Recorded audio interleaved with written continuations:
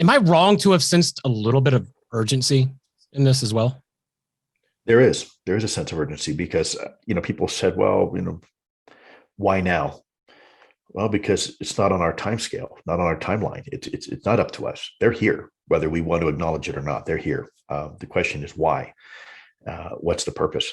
We need to start asking ourselves some pretty direct questions about this topic. There is a sense of urgency because every day that we fail to acknowledge and recognize what's really going on, we stay in the veil of darkness.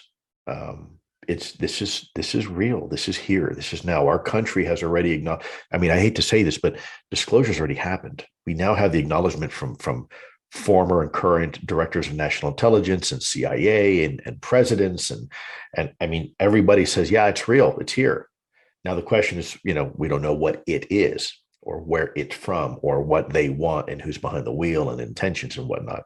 So to some regard, the hard part is still yet to come. The easy part was acknowledging the reality, taking your head out of the sand and finally looking and say, you're right. Okay, yeah, you're right. That's real.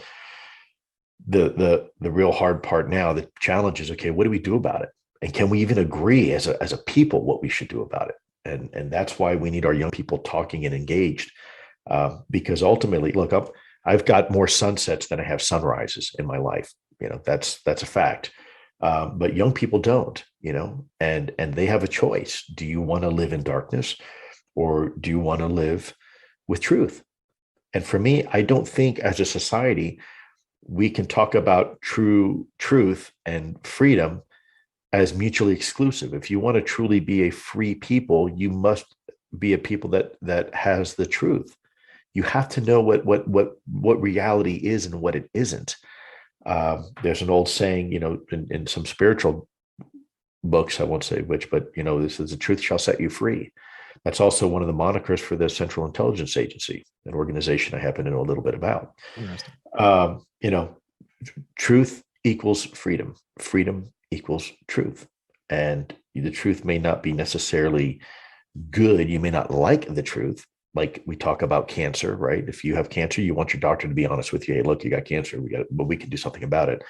But ultimately, at the end of the day, that's what our species is about. Look, Galileo faced this when he was trying to further the theorems of Copernicus, and he had said that the Earth was not the center of the solar system, and there were people that even refused to look through his telescope, right? And he almost died for that and had to recant. Ultimately, turns out that he was right. The Earth isn't the center of the solar system, but that's okay. Why? Because it's the truth, and it's a universal truth. And I think ultimately, at the end of the day, it didn't disrupt anything. It didn't have the effects that some people were afraid it would have on society and religion.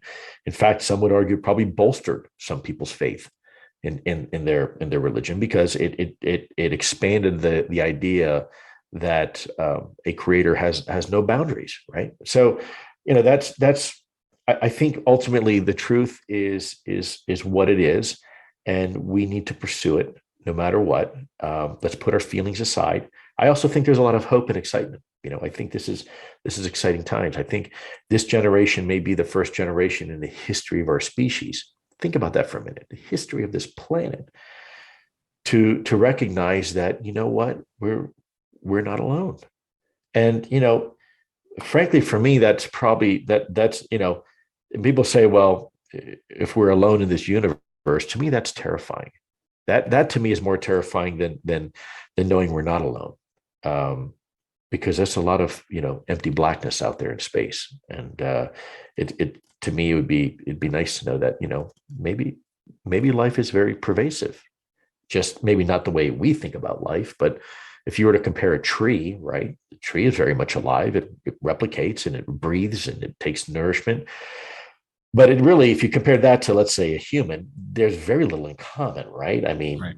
plant cells versus animal cells. It doesn't think, it doesn't walk around, it doesn't do what we do, and yet it is very much alive. And I think we need to be prepared to, as diverse as life may be on this planet, now multiply that by a factor of 1 billion, right? What's the possibilities now if life is so diverse here on this planet, right? It doesn't. There's life that even doesn't require photosynthesis. There was a time when I grew up, my generation, oh, all life depends on photosynthesis. Well, that's not true. There's animals now that we know rely, extremophiles that rely on chemosynthesis Yep. in the dark, deep depths of our oceans by the what they call black smokers, and in the deepest parts of the Antarctic ice. There's life everywhere, and so maybe life isn't really just specific to our little blue marble floating in space. Maybe it's far more profound. Maybe we're part of a much bigger collective, and because of that, now we have a responsibility, really, to take care of ourselves and our planet, because it's not just us living here, right? It's not just us humans. Well, if we do something stupid, well, it's only us that we have to worry about. Well, no. Yep. Now we have a stewardship responsibility, right? Now we're sharing this space with other things, and because of that, now we have to maybe act a little bit more responsibly.